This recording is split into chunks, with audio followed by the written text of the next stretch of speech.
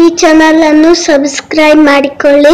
ಹೊಸ ಹೊಸ ವಿಡಿಯೋಗಳಿಗಾಗಿ ಬದಿಯ ಬೆಲ್ ಅನ್ನು ಒತ್ತಿ ಲೈಕ್ ಮಾಡಿ ಹಾಗೂ ಶೇರ್ ಮಾಡಿ. ನಮಸ್ಕಾರ, ನಾನು Basavaraj sir. Kannada active teacher YouTube ಚಾನಲ್ಗೆ ತಮ್ಮೆಲ್ಲರಿಗೂ ಸ್ವಾಗತ. ಒಂದು ವಾಟ್ಸಪ್ನಲ್ಲಿಯೇ ಒಂದು ಹೊಸ ಆಪ್ಷನ್ನಿಂದ ನಾವು ಅನಾವಶ್ಯಕ ಮೆಸೇಜ್ಗಳಿಂದ ಹೇಗೆ ದೂರ ಇರಬೇಕು ಎಂಬುದನ್ನು ತಿಳಿಸಿಕೊಡ್ತಾ ಇದ್ದೀನಿ. ದಯವಿಟ್ಟು ಗಮನಿಸಿ.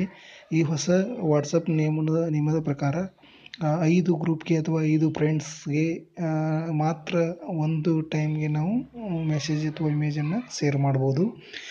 ಆದರೆ ನಾನು ಹೇಳುವ ಈ ಆಪ್ಷನ್ನಿಂದ 256 ಫ್ರೆಂಡ್ಸಿಗೆ ನಾವು ಒಂದೇ ಸಮಯದಲ್ಲಿ ಒಂದೇ ಮೆಸೇಜನ್ನು ಮಾಡಿದರೆ 256 ಜನರಿಗೆ ತಲುಪುತ್ತೆ. ಅದು ವೈಯಕ್ತಿಕವಾಗಿ ತಲುಪುತ್ತೆ. ನಾವು ಒಂದು ಗ್ರೂಪನ್ನು ಮಾಡ್ತೀವಿ, ಆದರೆ ಅವರು ಯಾರಿಗೂ ಅದು ಗ್ರೂಪ್ ಕಾಣಲ್ಲ. ಅದು ವೈಯಕ್ತಿಕವಾಗಿ ಮೆಸೇಜು ಹೋಗುತ್ತೆ. ಅದು ಯಾವ ರೀತಿ ಅನ್ನೋದನ್ನು ಈಗ ತೋರಿಸ್ತಾ ಇದ್ದೀನಿ. ದಯವಿಟ್ಟು ಗಮನಿಸಿ. ಮೊದಲಿಗೆ ನಾವು ವಾಟ್ಸಪ್ ಮೇಲೆ ಹೋಗೋಣ. ವಾಟ್ಸಪ್ ಮೇಲೆ ಹೋಗಿ ಈ ಬಲಗಡೆಗೆ ಮೇಲೆ 3 ಚುಕ್ಕಿಗಳು ಕಾಣ್ತೀವಿ, ಅದರ ಮೇಲೆ ಒತ್ತಿ. ಒಂದನೇದು ನ್ಯೂ ಗ್ರೂಪ್ ಅಂತ ಬರ್ತಾ ಇದೆ, ಅದು ಬೇಡ ನಮಗೆ.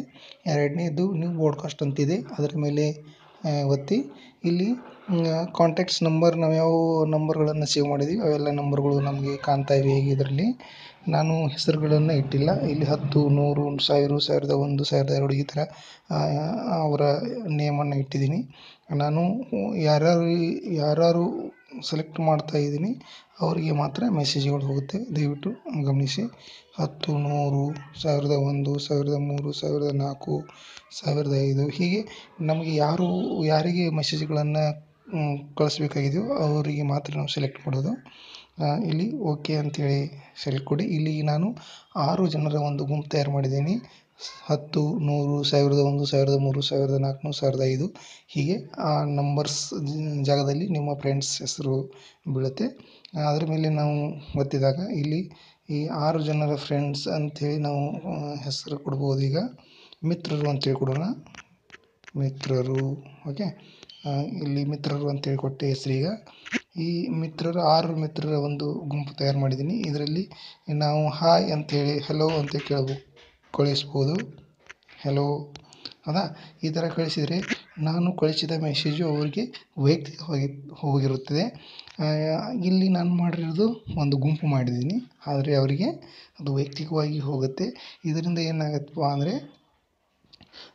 ಅನಾವಶ್ಯಕವಾಗಿ ನಾವು ಗ್ರೂಪ್ ಮಾಡಿ ಅದರಲ್ಲಿ ಎಲ್ಲರೂ ಮೆಸೇಜ್ಗಳನ್ನು ಶೇರ್ ಮಾಡ್ತಿರ್ತಾರೆ. ಅದರಿಂದ ಕಿರಿಕಿರಿ ಉಂಟಾಗುತ್ತದೆ. ಈ ಥರ ನಾವು ಮಾಡಿದ್ದೀವಿ ಅಂದರೆ ಅನಾವಶ್ಯಕ ಮೆಸೇಜ್ಗಳಿಗೆ ನಾವು ಬ್ರೇಕ್ ಹಾಕಿದಂಗೆ ಆಗುತ್ತೆ ಮತ್ತು ಅದು ಕೂಡ ವೈಯಕ್ತಿಕವಾಗಿ ನಾವು ಕಳಿಸಿದಂಗಾಗುತ್ತೆ. ನಾವು ಎಷ್ಟೇ ಒಂದು ಮಹತ್ವದ ಸಂದೇಶವನ್ನು ಗ್ರೂಪ್ನಲ್ಲಿ ಹಾಕಿದರೆ ಅದನ್ನು ಯಾರೂ ಓದೋದಿಲ್ಲ. ಅದನ್ನು ಹಾಗೆ ಇಗ್ನೋರ್ ಮಾಡಿಬಿಡ್ತಾರೆ.